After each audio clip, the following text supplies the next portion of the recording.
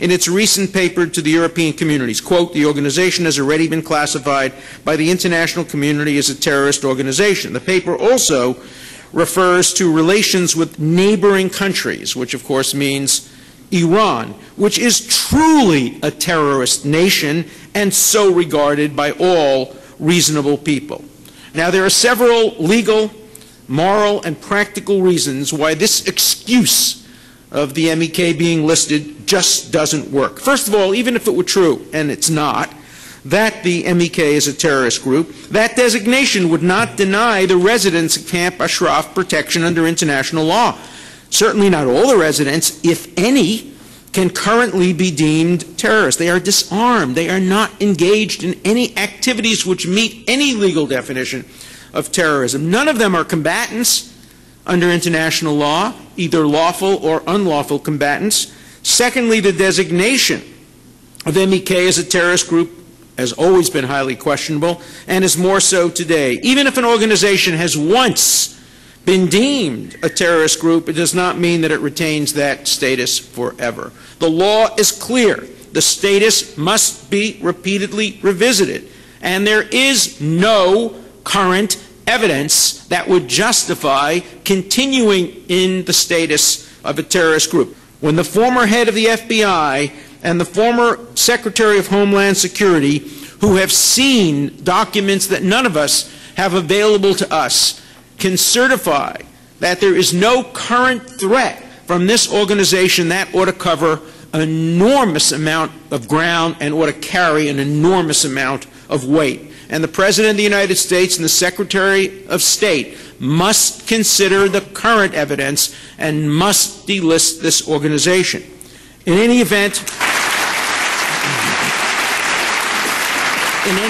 the 1,000 women, the many children, the elderly, and the others who are among the 3,400 residents of Camp Ashraf are entitled to protection, regardless of this anachronistic and false designation still accorded to the MEK.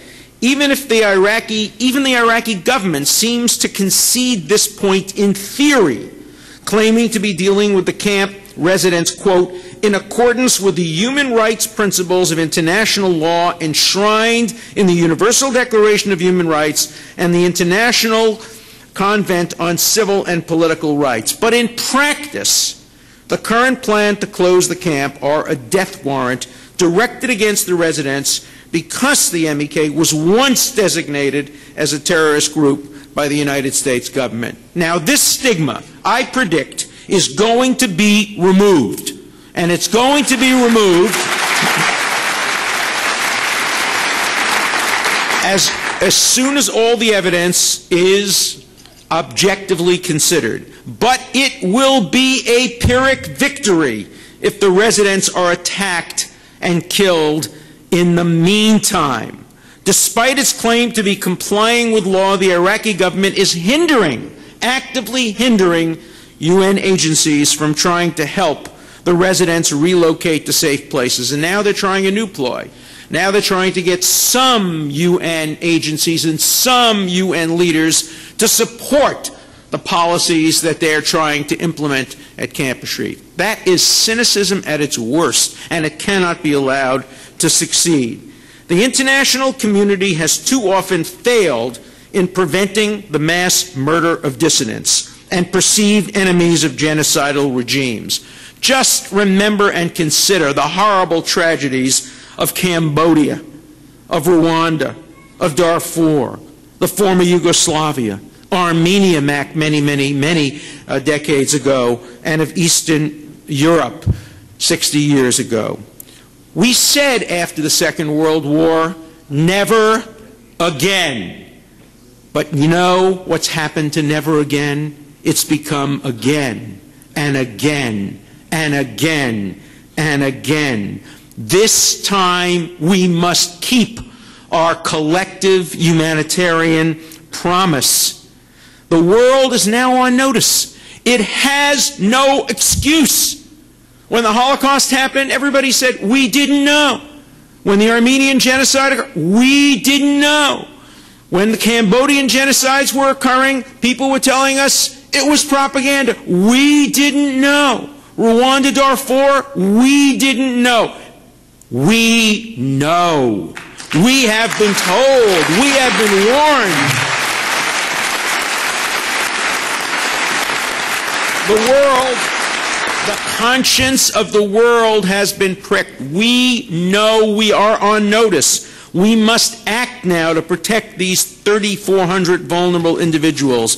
If we fail to do so, the blood of innocents will be on our collective hands. And there are specific, life-saving steps our government can take immediately. You've heard some of them from our distinguished speakers. We should appoint a special envoy to lead the efforts to peacefully resolve this matter.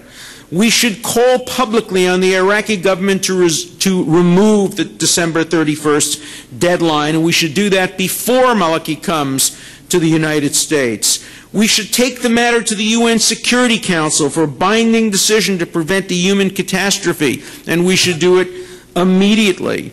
The State Department should act immediately to eliminate this horrible excuse that's being used by the Iraqi regime by removing MEK from its list of foreign terrorist organizations. And the United States, we, with our beautiful Statue of Liberty standing in the harbor, the Statue of Liberty that welcomed my grandparents and my great-grandparents, we must be prepared to accept a number of residents of Camp Ashraf on humanitarian grounds. Bring us your poor, your huddled, those yearning to be free. Who fits that definition better than the people today who are under the shadow of a sentence of death?